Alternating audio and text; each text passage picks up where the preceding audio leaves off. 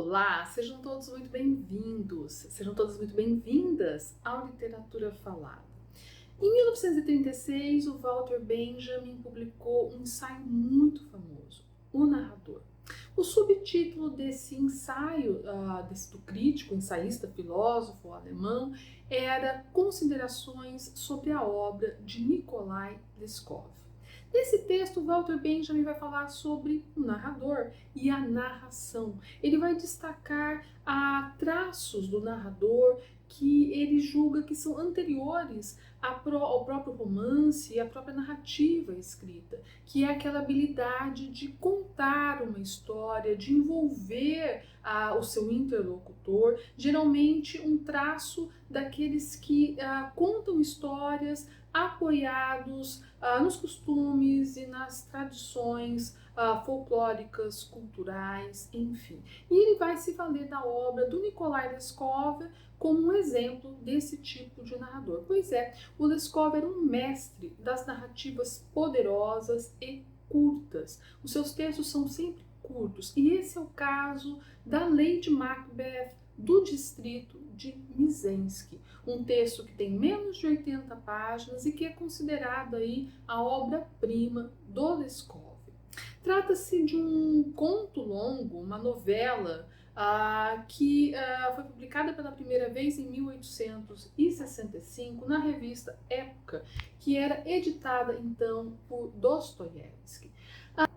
Lady Macbeth do distrito de Mizensky traz a história de Katerina Lyovna, que é a segunda esposa de um comerciante rico.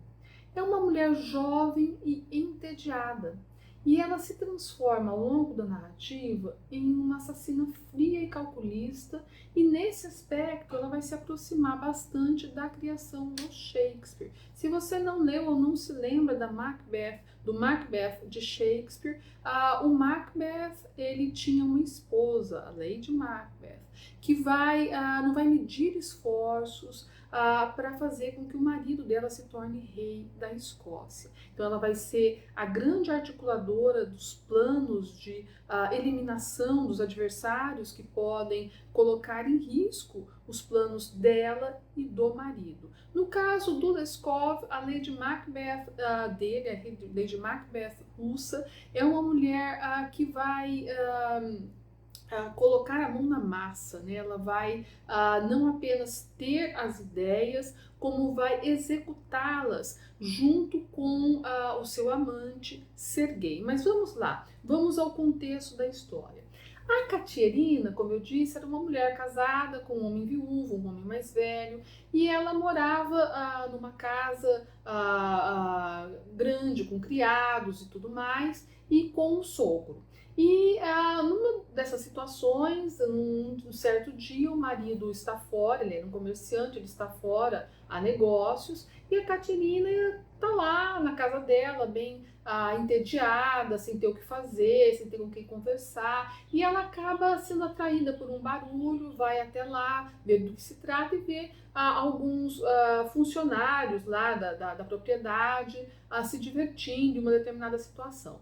E aí ela acaba conhecendo o Sergei e acaba seduzida pelo discurso e pelo charme desse rapaz, funcionário do marido, uma espécie de capataz do lugar, e ela passa a viver aí uma paixão desvairada, sem se importar muito em esconder o fato daqueles que estão na casa.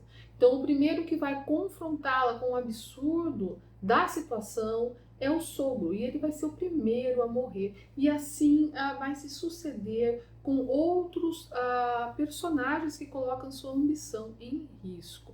Alguns leitores vão argumentar que essa matança de Katerina e de Sergei poderia se apoiar numa espécie de vingança daqueles que se sentem sufocados, nesse caso a mulher e um empregado do comerciante. Mas a gente vai ver aí ao longo da narrativa que há algumas maldades que eles fazem que dificilmente podem ser justificadas dessa maneira. Mas enfim, é uma leitura que muitas pessoas acabam fazendo do texto. A mentora dos crimes do casal é sempre Katerina, que em nenhum momento vai se mostrar arrependido dos crimes que cometeu. O ser gay, o amante, ele apenas a ajuda na execução. Muitas vezes ele a ajuda meio que um tanto atormentado, é como se ele percebesse o horror no qual eles estão envolvidos, mas ele jamais se nega em seguir os planos da amante. E o Lady Macbeth do distrito de Mizens, que fez história ao inspirar uma ópera famosa que tem o mesmo nome, de Dmitri Shostakovich, uma ópera de 1934, e o filme Lady Macbeth Siberiana, do cineasta polonês Andrzej Wajda. O texto tem um estilo fluido, e esse estilo fluido do Leskov às vezes é comparado ou colocado em paralelo com o de Tolstói. E a intensidade psicológica ela acaba retomando para muitos o estilo do Dostoiévski. Mas, apesar de todos esses, dessa sofisticação toda, trata-se de um texto de leitura fácil e rápida. Em um dia, no máximo 2 dias, você vai conseguir ler o texto, que tem um ritmo muito forte, as coisas acontecem, os fatos se sucedem e a gente tem ali que se organizar a mente em meio a tudo que está acontecendo. A história cheia de horror e crimes é muito interessante, na medida em que mostra aí um lado humano obscuro, como se para muitas pessoas faltasse apenas a oportunidade para que um lado monstruoso viesse à tona. Um texto excelente em termos de estilo, de narrativa, com conteúdo incrível, super recomendo. Se você gostou, deixa o seu like, não esquece de se inscrever no canal, de repassar o conteúdo para quem você acha que possa se interessar pelo tema e até o nosso próximo encontro.